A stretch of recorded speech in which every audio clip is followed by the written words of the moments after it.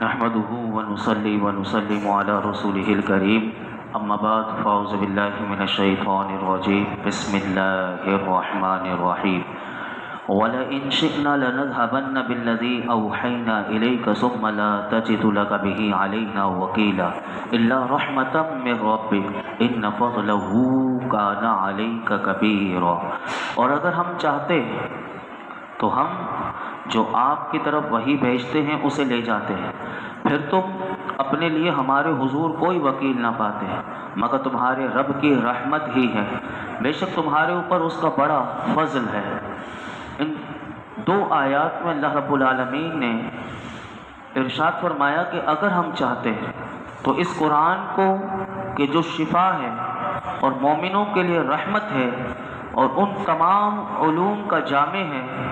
جو آپ کو عطا کیے گئے، اسے سینوں اور صحیفوں سے محو کروا دیتے، یعنی مٹا دیتے، سینوں سے بھی غائب ہو جاتا اور صحیفوں سے بھی غائب ہو جاتا۔ پھر فرمایا آپ کوئی وکیل نہ پاتے جو ہماری بارگاہ میں آپ کے لیے اس قرآن کو لوٹا دینے کی وکالت کرتا، لیکن آپ کے رب کی رحمت ہی ہے کہ اس نے قیامت تک اسے باقی رکھا اور ہر طرح کی کمی بیشی اور تبدیلی سے محفوظ فرمایا۔ یہ اللہ تعالیٰ کا احسان در احسان ہے کہ اس نے پہلے قرآن نازل فرما کر احسان عظیم فرمایا اور پھر اسے محفوظ فرما کر قیامت تک کے لیے اس قرآن کو باقی رکھ کر احسان پر در احسان فرمایا اے حبیب صلی اللہ علیہ وسلم، بے شک تمہارے اوپر اللہ کا بڑا فضل ہے کہ اس نے آپ پر قرآن کریم نازل فرمایا، آپ کو تمام بنی آدم کا سردار اور خاتم النبیین کیا اور مقام محمود آپ کو عطا کیا۔ علامہ احمد ساوی رحمۃ اللہ علیہ اس آیت کا معنی بیان کرتے ہوئے کہتے ہیں کہ اے لوگوں، یہ قرآن کی یہ آیت پیغام دے رہی ہے ہم سب کے لیے کہ اگر تم نے قرآن کے احکام پر پابندی سے عمل کرو، یہ پیغام یہ آیت دے رہی ہے، اور اس میں کمی کرنا چھوڑ دو،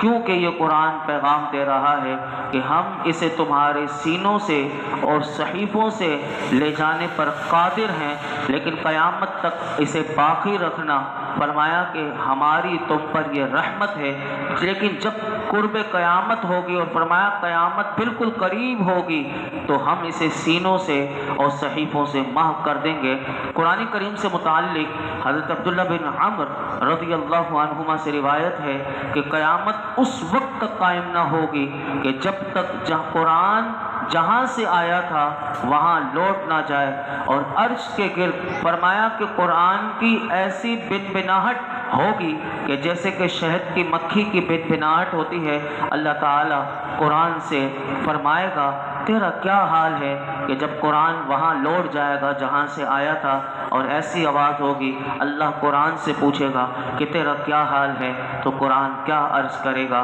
قرآن کہے گا اے میرے رب، میں تیرے پاس سے گیا اور تیرے پاس ہی لوٹ آیا ہوں، میری تلاوت تو کی گئی لیکن میرے احکامات پر عمل نہ کیا گیا۔ یعنی کتنا بڑا پیغام یہ قرآن بتائے گا کہ میری تلاوت تو کی گئی تھی لیکن میرے احکامات پر عمل نہ کیا گیا۔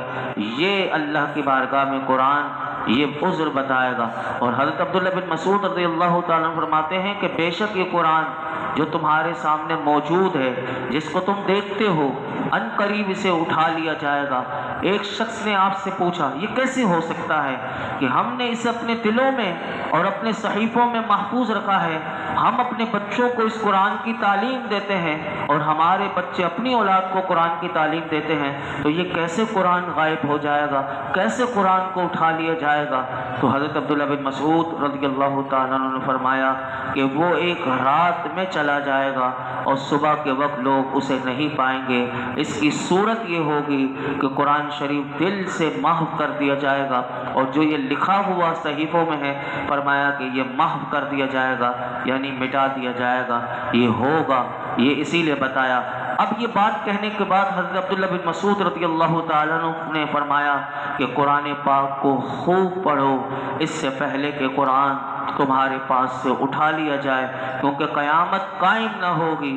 جب تک کہ قرآن کو اٹھایا نہ جائے۔ اللہ تعالی ہمیں قرآن پاک کی تلاوت کرنے، اسے سمجھنے اور اس کے احکامات پر عمل کرنے کی توفیق عطا فرمائے۔ آگے ارشاد فرمایا قُلْ لَئِنِ اجْتَمَعَتِ الْإِنسُ وَالْجِنُّ عَلَىٰ أَن يَأْتُوا بِمِثْلِ هَٰذَا الْقُرْآنِ لَا يَأْتُونَ بِمِثْلِهِ وَلَوْ كَانَ بَعْضُهُمْ لِبَعْضٍ ظَهِيرًا۔ تم فرماؤ اگر آدمی اور جن سب اس بات پر متفق ہو جائیں کہ اس قرآن کی مانند لے آئیں گے تو اس کا مثل نہ لا سکیں گے، اگرچہ ان میں ایک کا دوسرے کا مددگار ہو، اگرچہ ان میں ایک دوسرے کا مددگار ہو۔ اس آیت میں اللہ رب العالمین نے دوبارہ ایک بات ارشاد فرمائی جو پیچھے بھی فرمایا کہ اگر تمام جن و انس اس بات پر متفق ہو جائیں کہ فصاحت و بلاغت، حسن ترتیب، علوم غیبیہ اور معارف الہیہ وغیرہ میں سے کسی کمال میں سے قرآن کے برابر کوئی چیز لے آئیں تو فرمایا کہ وہ ایسا نہ کر سکیں گے۔ اور مشرکین نے اس وقت یہ کہا تھا کہ جب یہ قرآن نازل ہو رہا تھا اگر ہم چاہیں تو قرآن کی مثل بنا لیں۔ اللہ رب العالمین نے یہ آیت کریمہ نازل کر کے ان تمام مشرکین کو یہ پیغام دیا کہ جنہوں نے اللہ کی بھی تکذیب کی تھی اور اس کے خالق کے کلام کی مثل مخلوق کا کلام کہا تھا ہم لا سکتے ہیں، تو ایسا ہو نہیں سکتا۔ اس پر اللہ رب العالمین نے فرمایا کہ یہ جھوٹے ہیں اور خالق کے کلام کی مثل مخلوق کا کلام ہو ہی نہیں سکتا۔ فرمایا کہ اگر وہ سب باہم مل کر کوشش کر لیں جب بھی ممکن نہیں کہ اس قرآن کی مثل کلام لا سکیں۔ چنانچہ ایسا ہی ہوا، 1500 سال ہو گئے۔ یہ قیامت تک کے لیے چیلنج ہے قرآن کا کہ اگر اس کی مثال تم لا سکتے ہو، اس کی مثل لا سکتے ہو تو تم لا کر دکھا دو۔ اور ایسا ہی ہوا کہ تمام کافر عاجز ہوئے اور انہیں رسوائی اٹھانا پڑی، اور وہ قرآن کی ایک لائن بھی، قرآن تو پورا دور کی بات ہے، قرآن کی ایک سطر جو ایک لائن کہتے ہیں وہ آج تک نہ بنا سکے تو قیامت تک بھی نہیں بنا سکیں گے، کیونکہ یہ اللہ نے فرما دیا کہ یہ اللہ کا کلام ہے، کوئی اس کی مثل بنا کر پیش کر ہی نہیں سکتا۔ اور آپ جانتے ہیں کہ عربی زبان کہ جو اپنی زبان پر ناز کرتے تھے، جنہیں فصاحت و بلاغت قرآن کی پتہ ہے، وہ قرآن کے مثل نہ بنا سکے تو قیامت تک کون ہے کہ جو اس کو بنا سکے۔ تو یہ قرآن کی اہمیت کو سمجھیے کہ یہ کتنا بڑی کتاب اللہ رب العالمین کی ہے کہ جو اس نے ہمیں عطا کی ہے، اور ہم اسے پڑھ کر اپنے رب کا قرب حاصل کر سکتے ہیں۔ آگے ارشاد فرمایا وَلَقَدْ صَرَّفْنَا لِلنَّاسِ فِي هَذَا الْقُرْآنِ مِنْ كُلِّ مَثَلٍ فَأَبَىٰ اکثر الناس الا کفورا، اور بے شک ہم نے لوگوں کے لیے اس قرآن میں ہر طرح کی مثال بار بار بیان کی تو اکثر لوگوں نے ناشکری کرنے کے علاوہ نہ مانا۔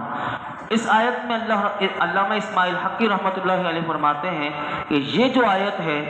یہ اس آیت میں اللہ رب العالمین نے 3 باتیں ارشاد فرمائی، اور 3 باتیں اس آیت سے ہمیں معلوم ہوئی۔ نمبر 1، قرآن کریم اللہ رب العالمین کی بڑی عظیم اور جلیل یہ نعمت ہے، اس لیے کوئی بھی عالم ہو، حافظ ہو، جو اس قرآن کا حافظ ہے، اس پر یہ لازم ہے کہ اس نعمت کا شکر ادا کرے، کہ جو حافظ قرآن ہو اس پر بھی شکر لازم ہے، جو عالم دین ہے اس پر بھی اللہ کی نعمت کا شکر ادا ہے۔ اور فرمایا کہ شکر کے ساتھ قرآن کے جو حقوق ہیں، فرمایا اس کو ادا کرنے پر ہمیشگی اختیار کرے، یعنی اس قرآن کا حق کو سمجھے، اس کے جو حقوق ہیں وہ شروع میں ہم نے جب قرآن کا درس شروع کیا تھا تو اس کے جو حقوق تھے وہ بیان کیے تھے۔ دوسری بات یاد رکھیے کہ انسان اور اس کے علاوہ کسی مخلوق میں یہ طاقت نہیں کہ وہ اس کی مثل کلام پیش کر سکے کہ جو اللہ تعالیٰ کے کلام کی طرح اتنا جامع ہو کہ فرمایا کہ اس کی عبارت الفاظ کی عمدگی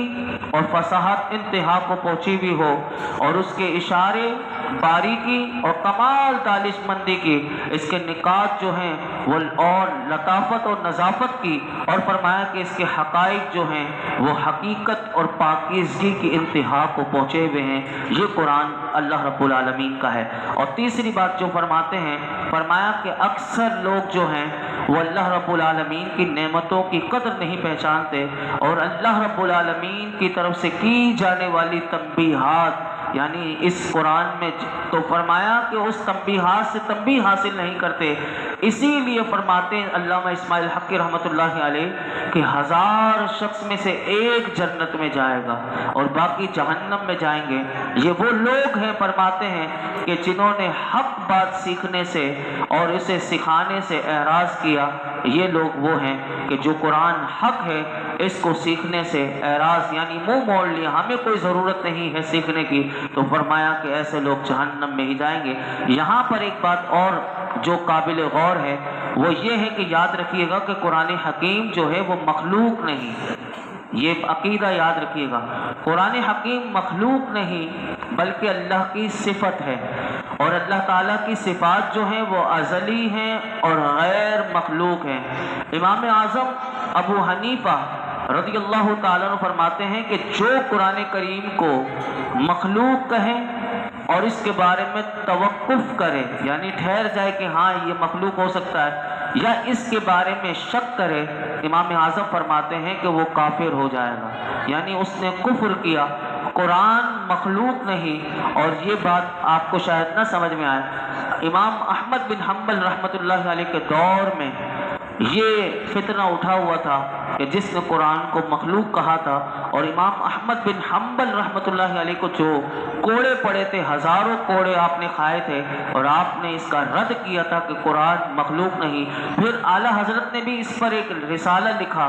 اور یہ فتاوی رضویہ کی 15ویں جلد میں یہ رسالہ موجود ہے کہ جس کا نام سبحان السبوح عن عیب کذب مقبوح، جھوٹ جیسے بدترین عیب سے اللہ کے پاک ہونے کا بیان، یہ اعلیٰ حضرت نے بھی یہ پورا لکھا، اور اس میں یہ ثابت کیا کہ قرآن کریم جو ہے وہ غیر مخلوق ہونے پر اعلیٰ حضرت نے ائمہ اسلام کے 32 ارشادات اس کتاب میں ذکر کیے، اور اس میں یہ بھی ثابت کیا کہ 9 صحابہ کرام یہ فرماتے ہیں کہ جو قرآن کریم کو مخلوق بتائے وہ کافر ہے۔ تو قرآن کریم یاد رکھیے گا کہ یہ غیر مخلوق ہے اور اللہ کی صفت ہے، اور اللہ کی جو صفات ہیں وہ ازلی ہیں اور وہ غیر مخلوق ہیں، اس بات کو ہمیشہ یاد رکھنا چاہیے۔ اللہ رب العالمین ہم سب کو قرآن حکیم کا فیضان عطا فرمائے۔ الحمدللہ رب العالمین والصلاة والسلام علی سید الانبیاء والمرسلین وعلی آلہ واصحابہ اجمعین۔ یا اللہ پاک جو کچھ سنا ہے اس میں کوئی غلطی کوتاہی ہو معاف فرما، اپنی بارگاہ میں قبول فرما۔ اے رب کریم تیرا پیارا کلام مولائی کریم جس کے مثل کوئی کائنات میں بنا نہیں سکتا، میرے مولا تو تیرا شکر ادا کرتے ہیں کہ تو نے ہمیں اس کی تلاوت، اس کا ترجمہ، اس کی مختصر تفسیر سننے کی ہمیں سعادت دی۔ اے اللہ مرتے دم تک ہمیں اس سے وابستہ رہنے کی توفیق عطا فرما۔ اے اللہ ہمارے لیے سمجھنا سمجھانا آسان کر دے، ہمیں مولائی کریم غور و فکر کی وہ صلاحیت وہ قابلیت عطا کر دے۔ اے اللہ اس کی شب روز کی تلاوت کی توفیق دے دے۔ میرے مولا یہ تیرا پیارا کلام ہے، اللہ ہماری زبان سے یہ ادا ہو جائے تو یہ بھی تیرا کرم ہے، تیرا فضل ہے۔ اے اللہ اس فضل و کرم پر ہم پر مرتے دم تک جاری و ساری فرما، یہ تیرا فضل و کرم ہم پر مرتے دم تک جاری و ساری فرما۔ اس قرآن کا نور ہمیں زندگی میں بھی عطا فرما، مرنے کے بعد قبر میں عطا فرما، اور کل محشر کے میدان میں اس قرآن کی شفاعت ہمارے حق میں فرما۔ یا اللہ تو ہم سے راضی ہو جا۔ یہ درس قرآن میں جتنے حاضرین موجود ہیں اللہ سب کی جھولیوں کو بھر دے، سب کی مرادوں پر اپنی رحمت کی نظر فرما۔ وصلی اللہ تعالی علی خیر خلق محمد وعلی آلہ وصحبہ اجمعین۔